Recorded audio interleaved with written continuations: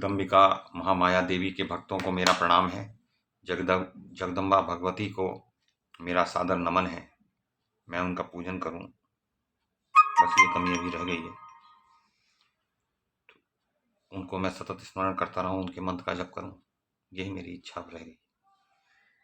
तो भगवत भक्तों, बात ये चल रही थी कि पुराणों के रचयिता, यहाँ तक कि इस देवी भागवत पुराण के जो रचयिता व्यास देव जी हैं, वो अपने पुत्र शुकदेव से चाहते हैं कि वो विवाह करके उनकी गृहस्थी को, उनके वंश को आगे बढ़ाएं।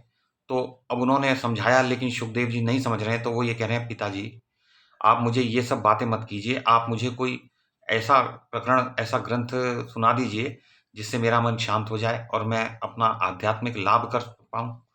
तो व्यास जी ने कहा, पुत्र तुम बड़े भाग्यशाली हो जो तुमने इस तरह की चर्चा चलाई, क्योंकि मैंने देवी भागवत पुराण की रचना की है। इसका अध्ययन करो। वेद तुल्य इस पावन पुराण की संक्षिप्त रूप से रचना हुई है, कोई बहुत अधिक हमने नहीं कहा इसमें, तो संक्षिप्त रूप से रचा है इसको।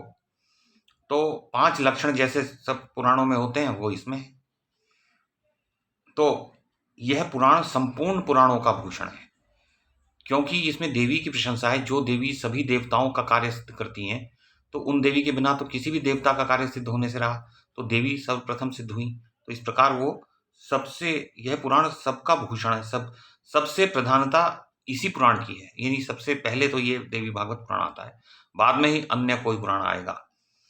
तो इसके सुनने से, महामते, इसके सुनने से सद असत वस्तु का सम्यक ज्ञान उपलब्ध हो जाता है।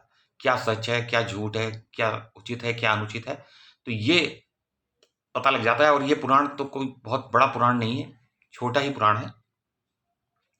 तो अब सुनो, अब तुम उस देवी भागवत पुराण का प्रकरण सुनो कि भगवान विष्णु बालक रूप से वट वृक्ष पर सोए हुए थे। तो जो बड़ का पेड़ वट वृक्ष होता है, उसके पत्ते पर बालक बन के भगवान विष्णु सोए हुए थे प्रलय काल में। तो प्रलय काल में वो वट वृक्ष के पत्ते पर शयन करते हैं। तो वे सोचने लगे, मैं बालक क्यों बन गया? किस चेतन पुरुष ने मेरी यह स्थिति कर दी? किस कार्य का संपादन करने के लिए मैं रचा गया हूं? अब वो आत्मविस्मृति हो गई, उनको पिछला सब भूल गया। तो भगवान विष्णु के ऊपर भी जो देवी योग माया का प्रभाव इतना अधिक है कि वो यही भूल गए कि वो इससे पहले क्या थे। वो ये, लेकिन वो सोच सकते थे। वो क्योंकि दिव्य प्रभु हैं, तो इसलिए बालक बन, जब वो बने हुए हैं, बालक के रूप में हैं, तब भी शिशु रूप में भी वो ये सोचने में सक्षम थे कि मैं कौन हूं, कहां से आया हूं। तो ये सब बातें उनके मस्तिष्क में उठ रही हैं। किस द्रव्य से मेरी यह रचना संपन्न हुई है? मुझे किस प्रकार ये सब बातें ज्ञात हों? कौन मुझे बताएगा? तो महान पुरुष भगवान विष्णु के मन में चिंता की लहरें उठने लगी। वो चिंतित हो गए कि मैं कौन हूं। इतने में भगवती योग माया ने सारी शंकाएं शांत करने के लिए आधे श्लोक में संपूर्ण पुरुषार्थों को सिद्ध करने वाला ये वचन कहा। तो ये जो आधा श्लोक है, अगर हम इसी को पढ़ लें तो इससे सारे पुरुषार्थ सिद्ध हो जाएंगे। क्या है? सर्वं खल्वमिदमेवाहं नान्यदस्ति सनातनम। यानी सर्वं खल्वमिदम एव अहं न अन्यत अस्ति सनातनम। इसका अर्थ है कि सारा जगत मैं ही हूं, मेरे सिवा दूसरी कोई अविनाशी वस्तु है ही नहीं। तो ये देवी ने अपने विषय में कहा है, और यही बात हम भी कह सकते हैं। जब हम ब्राह्मी वृत्ति का आश्रय लेते हैं, ब्रह्म मार्ग का हम आश्रय लेते हैं, कि जिसमें ये माना जाता है कि मैं ही ये वो ब्रह्म हूं जो ये सब कुछ है, तो वो मैं हूं और वो ब्रह्म मुझसे अभिन्न है। या जैसे भी इसमें कई प्रकार से ब्रह्म का निरूपण किया गया है ब्रह्मवाद मार्ग में, तो जैसे जिसको अच्छा जान पड़े, तो यही बात उन्होंने की। तो पहले तो भगवान विष्णु ने भगवती के इस वचन को सम्यक रूप से मन में समझा। पहले वो ये समझे कि इसका अर्थ क्या है। तो फिर वे सोचने लगे। तत्पश्चात उन्होंने चिंतन ये किया कि किसके मुख से यह सत्यवाणी निकली है। वाणी तो सत्य है, क्योंकि ब्रह्म का इसमें प्रतिपादन है, लेकिन किसके मुख से निकली है? इसका वक्ता स्त्री है कि पुरुष है कि नपुंसक है, कौन है? इस प्रकार मुझे उसका परिचय प्राप्त करना होगा। तो ये यूं चिंतित रहते हुए भी उन्होंने भागवत को हृदय में स्थान दे दिया। तो ये भागवत पुराण उन्होंने कही। तो इसी आधे श्लोक से ही ये पूरी भागवत पुराण, देवी भागवत पुराण जो है, ये रची गई है। इसी का विस्तार करके ये पुराण की रचना की गई है। तो उन्होंने अपने मन में, भगवान विष्णु ने भी इस इस श्लोक आधे श्लोक को स्थान दिया। अब बार बार वे उसी आधे श्लोक का उच्चारण करने लगे, मुंह से बोलने लगे। तो अब उसी में उनका मन लग गया, फिर भी उनकी चिंता दूर नहीं हुई। लेकिन चिंता फिर भी ये कि मैं हूं कौन। जैसे कोई सिर पे चोट लगने से ये भूल जाए कि मैं कौन, कहां से आया, ऐसे ही भगवान विष्णु हैं, उन्हें यही पता नहीं लग पा रहा। तो वे वट वृक्ष पर सो गए। अब उन्हें नींद आ गई। जब चित्त कुछ शांत हुआ तब भगवती योग माया उनके सामने प्रकट हुई।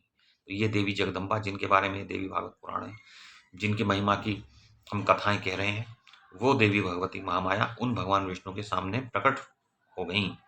उनके 4 भुजाएं थी। जैसे 4 भुजाएं भगवान विष्णु के, वैसे वो उनके थी। उनका दिव्य विग्रह शंख, चक्र, गदा, पद्म आदि अनुपम आयुधों से सुशोभित था। जो भगवान विष्णु के हाथ में आयुध, वही उनके। उन्होंने अद्भुत वस्त्र पहन रखे थे। चित्र विचित्र भूषण उन्हें भूषित कर रहे थे। उन्हीं के सदृश उनकी अंशभूता अनेकों सखियां भी साथ में विराजमान थी। सुंदर मुख था। तो अद्भुत वस्त्र क्यों है उनके? क्योंकि जितनी भी ये मानवीय या दिव्य संस्कृतियां हैं, जो समाज हैं, उनमें जो वस्त्र पहने जाते हैं वो विचित्र होते हैं, और वो भगवती महामाया के ही सकाश से होते हैं। उनकी उपस्थिति के कारण या उनके द्वारा रचे गए हैं, तो उन्होंने वही अपने ऊपर धारण किया हुआ है। तो उन्हीं के सदृश, यानी उन्हीं की तरह की उनकी अंशभूता अनेकों सखियां भी साथ विराजमान थी। यानी वो भी चतुर्भुज थी। शंख, चक्र, गदा, पद्म, पद्म अर्थात कमल का फूल, ये सब उनके हाथों में थे, और उसी तरह से वो सजी हुई थी, बिल्कुल वैसी लग रही थी। लेकिन वो अंश रूपा थी। सखियां का अर्थ है उनकी सेविकाएं। तो हम सखी कह देते हैं कि वो देवी की सखियां, तो सखी कहती हैं, वो सेविका नहीं कहती कभी भी। तो उन मंद हास्य करती हुई वे भगवती महालक्ष्मी, अब वे भगवती महालक्ष्मी भी है। एक रूप से वो महालक्ष्मी है, तो उनको महालक्ष्मी कह दिया। महालक्ष्मी मतलब बड़ी वाली लक्ष्मी। एक तो लक्ष्मी वो है जो भगवान विष्णु, जो प्रत्येक ब्रह्मांड में, एक जो उनसे भी पृथक, जो महानारायण भगवान है, उनकी जो पत्नी है, जो शाश्वत देवी है, जो बहुत लंबे समय तक रहती है, वो वाली महालक्ष्मी अमित तेजस्वी श्री विष्णु के ठीक सामने ही प्रकट हो गई। तो सूत जी कहते हैं उस समय सर्वत्र जल ही जल था, क्योंकि जल प्रलय हो गई थी। जब प्रलय होती है तो पानी बरसता है। मन को मुग्ध करने वाली महालक्ष्मी के अचानक दर्शन पाकर कमल लोचन श्री विष्णु महान आश्चर्य में पड़ गए। अब जिनके कमल जैसे नेत्र थे, बड़े बड़े नेत्र होते हैं भगवान के, उन्हें बड़ा आश्चर्य हुआ कि ये कौन आ गई देवी। अब ये कौन कौन सी देवियों से घिरी हुई थी? रति। अब रति देवी कौन है? जो काम भोग में, जो कामदेव की पत्नी रति है, तो वो वाली रति हो सकती है या कोई अन्य। भूति, भूति मतलब जो होने में, कोई भी चीज होती है तो उसमें जो जिनका प्रभाव होता है। बुद्धि, बुद्धि सब जानते हैं, निर्णय लेने की शक्ति बुद्धि है। जब हम ये निश्चय करते हैं अच्छा ये बात है, तो ये निश्चयात्मक शक्ति बुद्धि है। मति, मति मतलब किसका क्या व्यू है, हम तो ऐसे सोचते हैं भाई, ऐसे सोचते हैं, तो वो मति देवी उनके अंतर्गत है। तो हर एक की एक देवी है। जो भी चीज संसार में है, सोचे जा सकने वाली, किए जा सकने, सबका देवी देवता होता है। तो इस प्रकार करोड़ों देवी देवता हैं। तो हिंदू लोग कहते हैं 33 करोड़ देवी देवता हैं। मैं कहता हूँ 66 करोड़ होंगे भाई, उससे भी अधिक होंगे। तो क्योंकि हर एक बात के लिए एक देवी देवता निश्चित है। तो कीर्ति, कीर्ति मतलब फेम, कि कोई कोई प्रसिद्ध हो जाए तो कीर्ति देवी उसकी अधिष्ठात्री होती है। कीर्ति की, कीर्ति उन्हीं के प्रभाव से कीर्ति है। कीर्ति से संबंधित देवी, वो विभाग उनका है। जैसे प्रत्येक विभाग का एक मंत्री होता है, ऐसे प्रत्येक विभाग का एक देवी देवता होता है। तो स्मृति मतलब मेमोरी, जो याद रखने की शक्ति है। धृति, धृति मतलब धैर्य। और श्रद्धा, शास्त्रों में जैसे हम माने शास्त्रों को, जो लिखा है वो सच लिखा है एकदम, तो ये श्रद्धा हुई शास्त्र में। मेधा, मेधा मतलब बहुत अच्छी बुद्धि, मेधावी छात्र जैसे होते हैं, तो वो ब्रिलियंट, तो वो मेधा है। स्वाहा, स्वाहा जब हम अग्नि में, जब हम स्वाहा बोल के यज्ञ में कुछ अग्नि में हवन करते हैं, तो वो देवताओं के पास पहुंचता है स्वाहा शब्द से, क्योंकि स्वाहा अग्नि की पत्नी है, और अग्नि भी एक देवता है। और स्वधा, स्वधा जो है वो पितरों की पत्नी है। तो जब हम कोई भी पिंड लेते हैं, हलवा पूड़ी कुछ लेके, और उसको भूमि पर रखते हैं, उसको पत्तल में रख दें, लेकिन भूमि पर रखना चाहिए, किसी के हाथ में नहीं देना चाहिए, ना पत्तल पे, सीधे भूमि पर रखना चाहिए जब पितरों के लिए श्राद्ध किया जाता है। तो स्वधा जब तक ना कहें तब तक उनको नहीं प्राप्त होगा। तो स्वधा कह के हम उनके लिए पिंड दान देते हैं, भूमि पर रख देते हैं उस पिंड को। और क्षुधा मतलब भूख जब लगती है, निद्रा जब नींद आती है, वो देवी। दया नाम की देवी। गति, जब हम चलते हैं तो एक गति होती है, स्पीड। तुष्टि, तुष्टि मतलब जब हम तुष्ट हो गए, भाई अब मन भर गया हमारा, तुष्ट हो गए, मजा आ गया, बहुत अच्छा मनोरंजन हुआ, तुष्ट हो गए। एक पुष्टि, पुष्टि मतलब जब शरीर पुष्ट होता है अन्न द्वारा, वो पुष्टि देवी है। पुष्टि जो है गणेश पत्नी भी कही गई है। तो क्षमा, जब हम किसी को क्षमा कर देते हैं तो वो क्षमा देवी है, या जिसको शांति भी बोलते हैं, शांति क्षमा एक ही बात है। लज्जा, लज्जा जब हम शर्मा जाते हैं किसी बात से, हमें लज्जा हो जाती है। जृंभा मतलब जम्भाई, जम्भाई जब आती है। तंद्रा मतलब जब नींद नहीं आ रही होती लेकिन झूम रहे हैं, नींद आने को है, तो वो तंद्रा देवी। आदि शक्तियां उन महादेवी के साथ चारों ओर अलग अलग विराजमान थी।